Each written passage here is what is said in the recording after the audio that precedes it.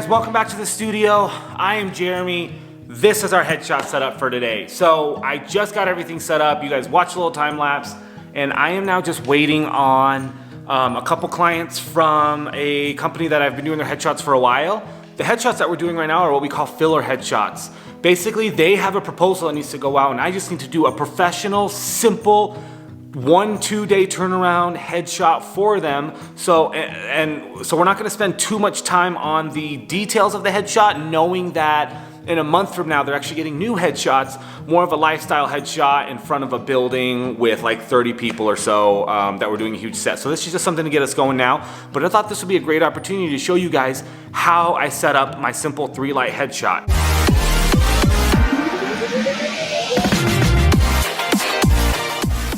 So looking below, guys, we are using the Godox AD 400s. We have 1, 2, and 3. And then right down here, guys, we have a AD 200 with a mag mod and a light sphere, also known as a mag boob, that's gonna shoot straight up. Do I need that mag boob in the back? I don't, but it's gonna create a little bit of separation on the backdrop and my subject. And I want I wanna see how it works and how it plays. The beauty with that baby back there is if you guys add a color to it, you can change the color of the backdrop just a bit, some red, some gold, some whatever, and get a cool headshot. The soft boxes that we're using are all Westcott soft boxes with the mount that fits our Godox here, which is the Bowens mount. And I have 2 strip lights and the Rapid Box Octa XL. So I'm using a 3-light system. What's supposed to happen is my main light right here is gonna light up 45 degrees of my subject. I have no reflector on the other side. We're shooting 2 men right now, and what I wanna do is I wanna create a jawline shadow of the guys, hence the 2 strip boxes. So I'm gonna go stand there and kind of hopefully yell at you guys so you guys can see what I'm talking about. Hey guys, all right, so here's how this works. Your subject stands right here, and what I wanna do is these 2 strip lights right here are gonna light up the back. They're gonna light up the back and create a really cool jawline, a really cool hairline as well for my clients. We're also separating our subject from the back. Think of the strip boxes as just extra beautiful 3D light. You can get away with using 1 light, but if you have the extra lights, why not? So what's gonna happen is I have the gray backdrop, I have myself, I have the lights, and it's gonna create that separation so it doesn't look like I'm doing this, where I'm melting into the back of the backdrop as well. So we have these set up. I basically set up this at the same power. So right now they're at 1/8, 1/8, 1/8.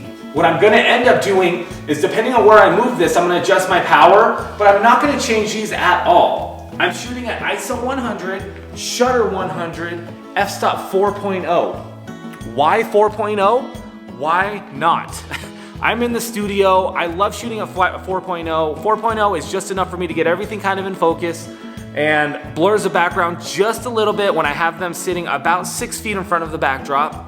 But it's also a simple backdrop. So the lower the f-stop I can shoot and get away with, the lower the power that I have to use on my strobe. So if you guys are using 8400s, 8600s, you don't really have to worry too much about max powering that out. Your battery will last longer.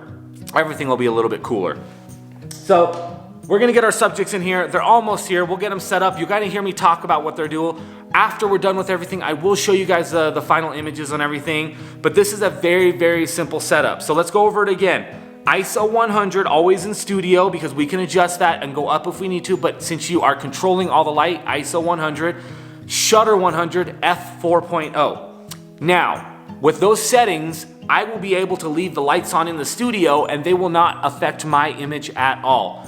The best way to test that for you guys, set up those settings, get into the space that you're shooting, take that picture, and it has to be black on the back. If it is black on the back, that means that you have no ambient light affecting your images at all, right? So all the lighting that we're gonna see on our subjects is going to be from the lights that we set up. I'm very excited. This is actually the 3rd time that I'm using my Godox AD system completely together. Only 1 trigger. I do have a couple extra 80-200s in my bag in case I do need to add it. I don't anticipate adding more than 4 lights. And it's all battery powered, guys. There's no cords anywhere. I can move these. I don't have to tape anything down on the ground. And I have a wall that we've custom built just for the studio here. The wall is white on the other side, gray on this side. We have a black and white one on another one. So this gray backdrop right here that you guys are seeing is my #1 headshot studio type backdrop. So I use this for a ton of stuff. It's thunder gray, I believe, if you buy it through Savage, but we match the color so that if I do go to a location or they come here, it's easy for me to set up, and I use this a ton. White and black as well because we use it a lot. So watch the shoot, comment below, let me know if you have any questions. We'll just go from there. All right, man, so I'm gonna have you stand right here. All right, guys, so what we're doing is we're setting up our key light at 45 degrees. We can move it a little bit depending on where you want the shadows to hit. The backlights aren't gonna move, but we do want your subject in front of them. Think of the lights crossing and hitting them at the same time. All right, man, so you're gonna turn this way for me just a little bit. Cool. Hands can go back in the pockets. I like that, nice and relaxed. Okay. Yeah. All right. Country, a little bit.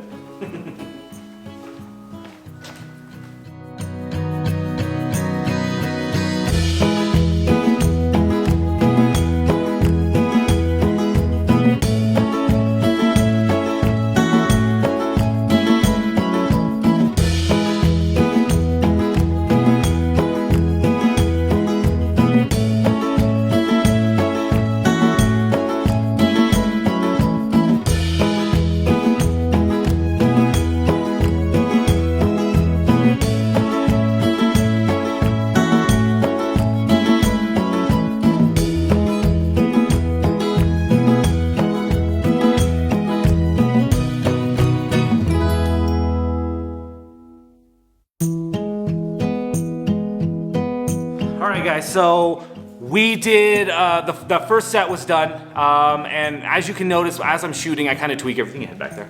I kind of tweak everything as we go. What we're looking for is we're looking for different structures in the face and how the light hits it. So sometimes you need to get a little bit more 45, a little bit less 45, and create a different loop lighting for the nose. But that's all we're doing is we're adjusting and changing, and don't be afraid to take a bunch of shots. I think we took about 50 or 60 right there. The goal is one picture. But if you go in and take one picture and then they hate it, you are screwing yourself. Next one. Move your body this way just a little bit. Cool. Turn your body to me just a little bit more. Right there. Love that.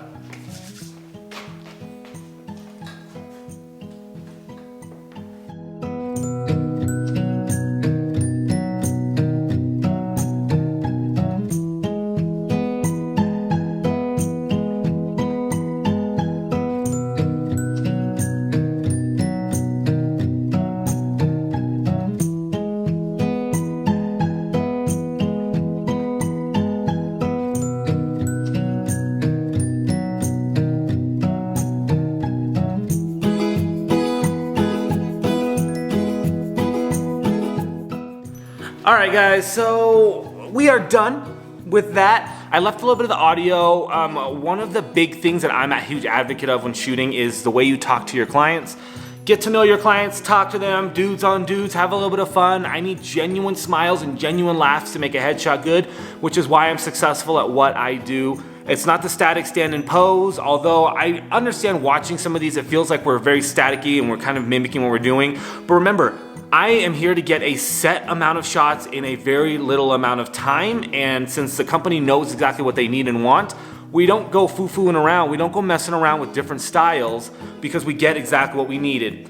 The light down here, as I was shooting with it, it just did not look cool. I didn't like the way the light pattern was hitting up, so instead of adjusting it or putting a grid or anything, I simply turned it off.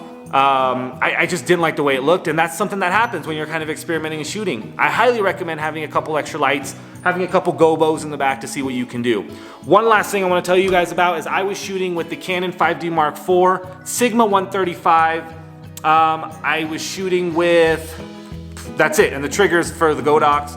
Spider holster for my hand. It's a Spider hand strap. This thing is freaking amazing. I do have a couple videos and I will be making another updated video on this thing as well. But if you guys have any questions below, please comment. I'd love to hear your thoughts. Anything that I kind of miss or slurred. I do have braces, so things are going down. Things are a little different. If you guys are new to the channel, please consider subscribing. If this video helped you in any way, give it a thumbs up and click that bell for notifications.